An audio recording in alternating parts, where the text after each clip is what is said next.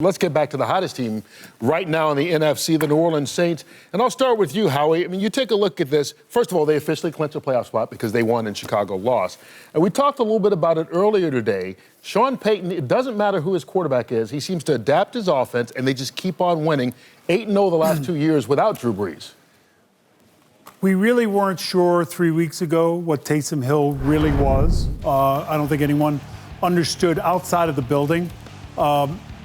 Jay Glazer, to his credit, golly, a year ago, was saying that, if and when Drew moves on, that Taysom, in Sean's mind, was a viable candidate to be the starting quarterback. And we were saying to ourselves, here's a guy who hasn't thrown the ball more than 4 times in a game. He's a gadget guy. He's running down on kickoffs. He looks like he just got out of the weight room.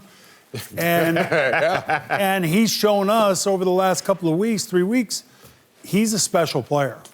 Yeah, he's becoming the whole package. Yeah. Like, that's what we didn't see, is that I remember when he came in after that first game, when he threw a ball, I don't know if it was like a deep out. I was amazed at the arm strength. I didn't see that in the accuracy that he had. But I think really what the big story is Taysom Hill is playing really well for the Saints, but how about that defense? Yep. What they've been doing over the last 5 weeks, a league lead, 10.2 points a game allowing, that is a recipe for success. Yep. They are moving. They're the best team in the NFL right now. I think them and obviously the Kansas City Chiefs from the AFC. But if they can continue with that effort, offense and defensively, watch out.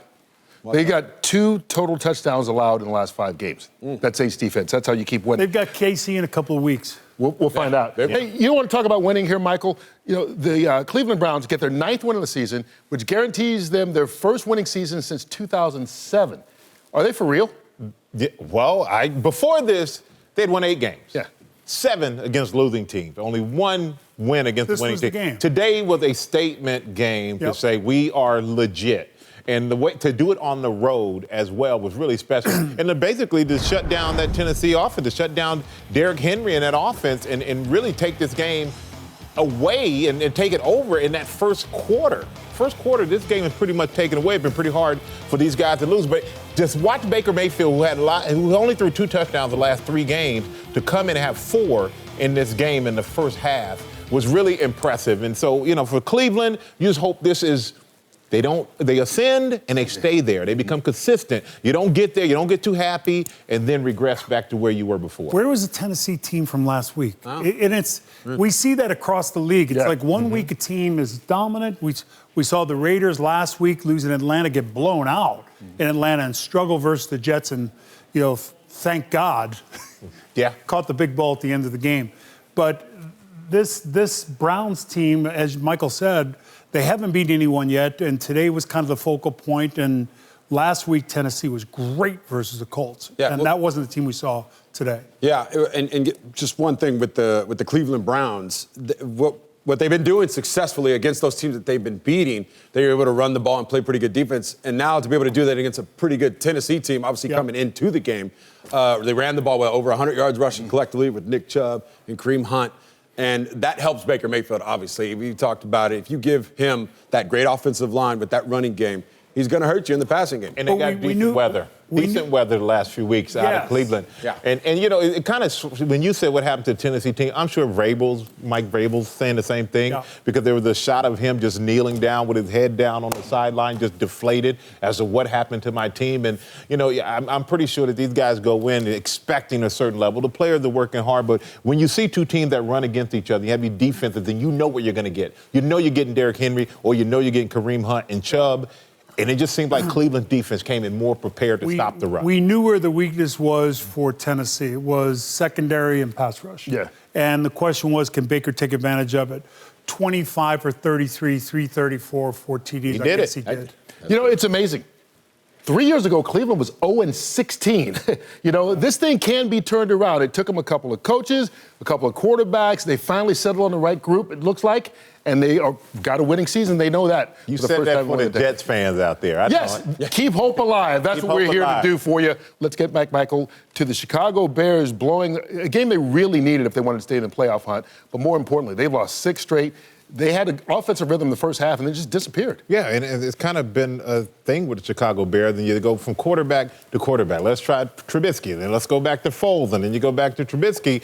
And it's just unfortunate because you're up in a game. It looks like you should never lose a game to a Detroit team that has a new coaching staff, a new everything. But sometimes when you get a new coaching staff, it brings new energy, Kurt.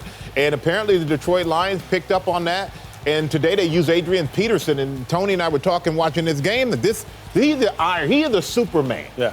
I mean, I've never seen a guy at his age at that position that's still as powerful and as fast as he is. And behind that running game, they just willed their way to a victory over the Chicago Bears, who are struggling, and now there are going to be more questions about Trubisky.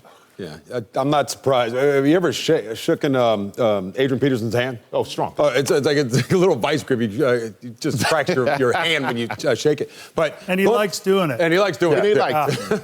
But, looking at the Detroit Lions, okay, looking at Matthew Stafford, we talked about it. Jimmy was with us earlier, and he was saying that they're going to have to make a decision with him as far as giving him a bonus, $10 million. Well, if he doesn't go there, he played outstanding today. Yep. Look at that, 400 yards passing, and if he can continue to play like that, they might want to just keep this kid. A lot of people would say that Matthew Stafford has been wasted. Oh, his career for sure. Oh, yeah. In Detroit. Yeah. Well, if they do let him go, looking ahead, what teams would he be good against? There's a lot of teams. Oh, there's a lot of teams. Yeah, that would take a guy like someone like the Colts, right? Who knows what they're going to do in San Francisco? Who knows what they're going to do with the Colts? Yeah. There's a number of teams that are looking for quarterbacks. Chicago could be looking for a quarterback. And that division. Well, you don't know what they're going to do with the Jets. Obviously, they're going to start over, so they wouldn't get a veteran, one would assume, like Matthew Stafford. They just find another way to lose. And Howie, I don't know if you're breathing a sigh of relief for the Raiders coming down and winning that at the end, or you're just going, I can't believe the Jets blew another one. Well, you guys were tormenting me here towards the end. I mean, it's uncalled for. It's really not necessary. I mean, I'd never do that to you with your Giants. Please stop it. Stop lying to the people out there. You're the worst. Listen, here's the thing that blows my mind. And we're on a text chain with Jimmy, and Jimmy's sitting at home. You go 0 blitz, and you bite on a double move. Yeah. It's incomprehensible to me that they won the game the way they won the game, given where they were in that position. You play coverage. You essentially, put a picket fence up on the 20-yard line and don't let anything by you. You want to explain all that to Michael, to people at home? Yeah. Like zero blitz. Yeah, but zero blitz is when you just send everybody. You hope to put pressure on the quarterback so that he gets it out of his hands quickly. But Carr did a great job of escaping, stepped up in the pocket, but it leaves one-on-one coverage. And you got one of the fastest guys coming out and you don't in the draft this year, or Ruggs, who just runs right past the defender. You play prevent defense. I don't care if you rush 3 guys. You put enough guys back there, let them catch the ball in front of you, get them on the ground, and they need a touchdown to win. It's the last thing you say coming out of the huddle. Okay. Don't let anything by you. But you know what? Sometimes you try to do too much as a coach. Is it a silly call, or do you think maybe they're, hey, Trevor Lawrence is out there? The players on the field and the coaches who are going to get fired don't care about Trevor Lawrence. I know, but that's a silly call then. Yeah. I don't know that anybody involved with what's going on the field right now will be there for Trevor Lawrence. Yeah, exactly. Let's get final thoughts from each of you. Go around the horn, starting with you, Howie. You have to be impressed. We talked about New Orleans defense in the pregame, and they showed up again today, and certainly it's the time of the year where you want to be playing great defense, and Taysom Hill has been all that and more. Yeah, with the Cleveland Browns, big statement win today. It's huge the way Baker Mayfield played in that first half with those 4 touchdowns. They got the running game going. The defense is solid. Myles Garrett is one of the best defensive players in the NFL. Looking at them now, I think they've turned that corner, answer a lot of questions. Yeah, they're a playoff team. They're a really good football team. You snuck in and took my team, but that's okay because I did enjoy watching Cleveland, what they did today. Well, I was just watching these games. The one team you want to talk about the Raiders, don't you? No, I don't. I never wake up and think about the Raiders. With you. But the one team I have not thought about, and they snuck up, Indianapolis Colts.